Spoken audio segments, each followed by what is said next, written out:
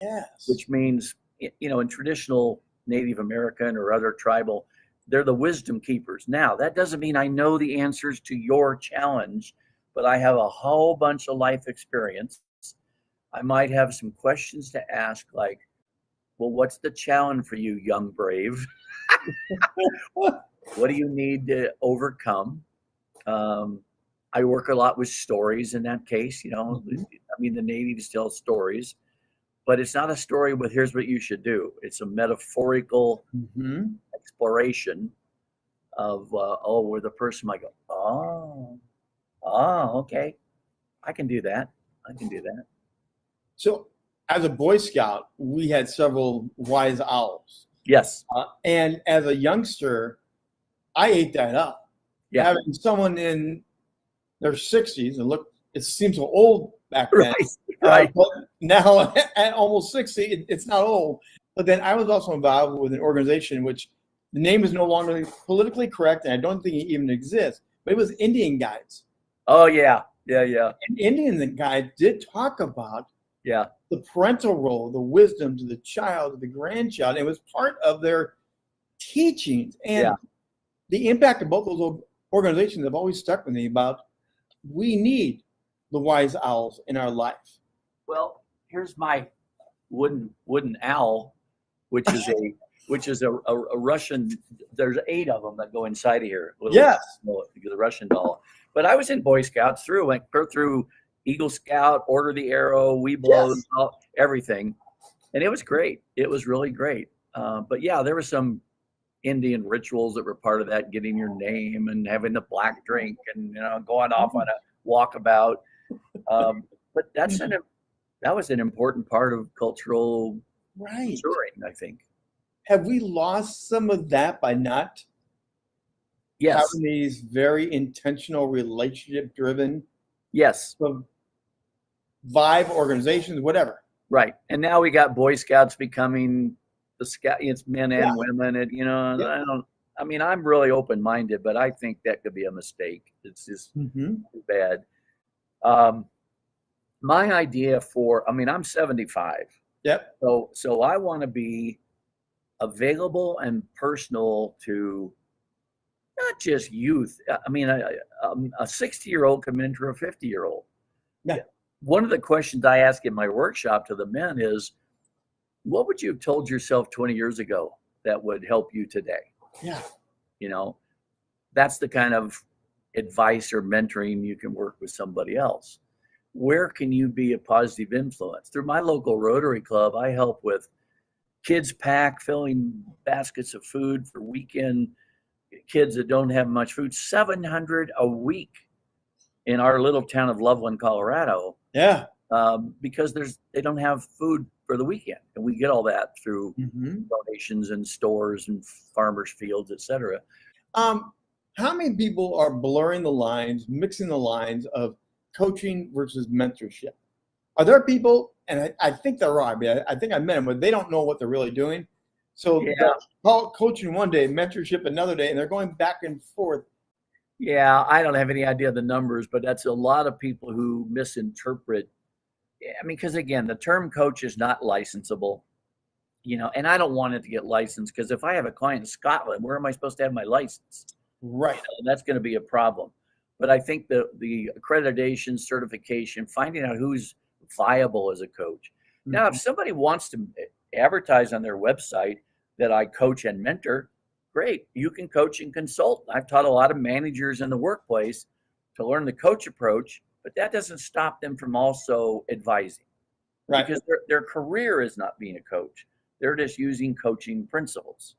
Whereas a certified life coach or a master certified coach, we are sticking with pure coaching, unless we're not. If I go off teaching or if I go off doing a workshop, that's not coaching. Well, life coaching also has that barrier. As you pointed out earlier, I'm not here to give you the answer. I'm here to find the answer, right? Yes. It's not that we believe the client already has the answers within. Here's what I believe. The answers to some of their dilemmas come from the questions that are asked and the space, the pause, the listening that brings up new insights from somewhere. Maybe it's from super conscious out in the world. I don't know, but it comes from somewhere. It doesn't come from me. I Right. don't tell them how to fix the problem. We explore it. That's what's fun. I had to learn to shut up more when I became a coach over a psychologist. I really did. I had to learn to listen longer. And on the Myers-Briggs personality test, I'm an ENFP, so I'm an extrovert. So Okay. while I talk, and I can think 3 seconds is a long time to wait, but now we teach ourselves to just be quiet. And if we're on Zoom, I can observe your energy as a client. If we're on the phone, I can still hear you take a sigh, voice gets quieter. I mean, I can tell when somebody's having emotional reactions or frustration, or I don't have to see the body. Now, in sports coaching, like I mentioned at the beginning of the show, there is that part of kicking in the butt, which Yep. buttons to push and not to Yep. push. As a guy who has studied coaches all his life, they're not just being jerks to be a jerk. They're being a jerk to push the right button for the right results. They know where to go. It may bother the athlete or the parent that sees it, but the coach really knows what they're doing. Is that part of your role as a coach too, to know which buttons to push or not?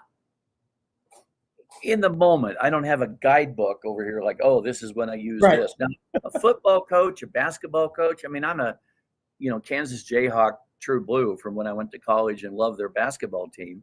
Bill Self is one of those coaches. There's been others that the players already know basketball. He's going to be coaching to bring out a little bit better nuance. And when he takes a player out of the game, he doesn't throw chairs and kick them like some coaches were known to do. My favorite, Bobby Knight. Thank you very much. Yeah.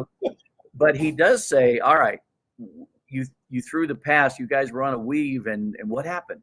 What happened? So when you go back in there, that I want you to know that. So it's kind of a teaching moment. Now he might lose his temper a little bit, like, what were you thinking? Pass the ball. But it's a combination of skill building, which is early coaching, is learn the sport.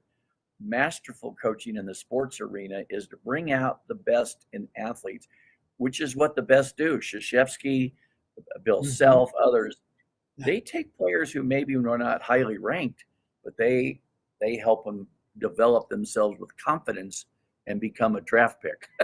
Well, yeah, but also many of those players step back and they'll mention Coach K was more than a basketball coach. Coach K was a mentor. Coach K taught me about life. Coach K taught me how to be a young man. They are coaches beyond sports coaching. Yeah. When famous coaches have died and players went to the funeral or something, you heard that. This guy was like a father to me. Yeah. Now, before we wrap up here a little bit, tell me about the Emotional Literacy Academy. What the heck is that all about? All right. Well, so on the book Getting Naked, which I mentioned, I created an online course, and in the early days, I found that if I called it gettingnaked.com, people went to some websites that weren't really good to go to. So I had to change it. So emotional literacy is really what it's about. It's like literacy is not emotional intelligence. It's like being literate. What do you do as you understand your fears and constraints? And so it's a 12 module course online, recorded. And it's based on my book, Getting Naked, but it's much more than that. It's got stories. It's got my voice recording. It's got exercises. And people that are coaches can get credit at the end of it. If you're not a coach, it's just very inspiring and influential to you. Well, speaking about your website, we are going to share right now that there's a QR code. It takes you directly to the website that was just being referenced. But what else are you going to find there besides several of your books I saw there too, Bob? Yeah, there's a lot hidden on that website. I'm actually redoing it to a point where I'm maybe only going to have 3 pages. I don't need all that background stuff anymore. I'm not trying to build a business anymore. But yeah, my books are all on Amazon. There's 4 main books. They've been rewritten, second and third editions. And if anybody's interested, a couple of them are now in Korean. And I can't read them. But, and they're all in audiobook and Kindle as well. So Amazon.com, Dr. Pat Williams in there. If you go to my website, if upper right-hand corner, about, there'll be publications and books. So, and Dr. Pat, going back to the very beginning, you've been one of the founders of some of these movements and organizations. What's some of the biggest changes you've seen from your earliest days through founding those to now the world of coaching now? Yeah, it's interesting. I always say that's why I have gray hair. I'm a founding member of the International Coach Federation. I'm a founding member of Harvard's Institute of Coaching. Yeah. A founding member of a lot of places because I was around when it started. It's become international. It's become research-based. I mean, there are research that comes out of Case Western Institute that's got research on the efficacy of coaching. That's powerful. And that's very powerful. I think it's become more defined, refined, and it's become more visible to the community. I mean, it used to be, what the heck's a coach? I used to, when I first moved to Florida for a while, I was like, really, you're a coach? What sport? Yes. The game of life, Game of life. So it was kind of tough because there was that preassumption of what it was, but now it's pretty visible. It's not like there's a talk show about coaching, but more and more people have heard about it. More and more companies are encouraging it, and in some cases requiring it. And the young people in Gen X and Gen Z, Yes. when they get hired, they're asking for a coach. That's a big difference. And that goes back to what I was talking about with that mentorship of Boy Scouts and Indian guides. We crave that. And it skipped a couple generations, I think, but now they're realizing I want the grandfather in my life. I want that father figure to sit down and tell me this stuff before I put my face in the mud too many times. Yeah, there are companies that have internal coaches where they're actually hired by Hewlett Packard to be on. I mean, Google had their own life coach for a long time, and that's helpful, but do you still have the objectivity and the confidentiality? So, Dr. Pett, as we wind down here today, I'm curious for a minute. We've been talking about the coaching side. I want to flip the table to the one that needs to be coached. What advice would you give somebody to be the best coachable person they could be to work with someone like yourself so they get the most out of it?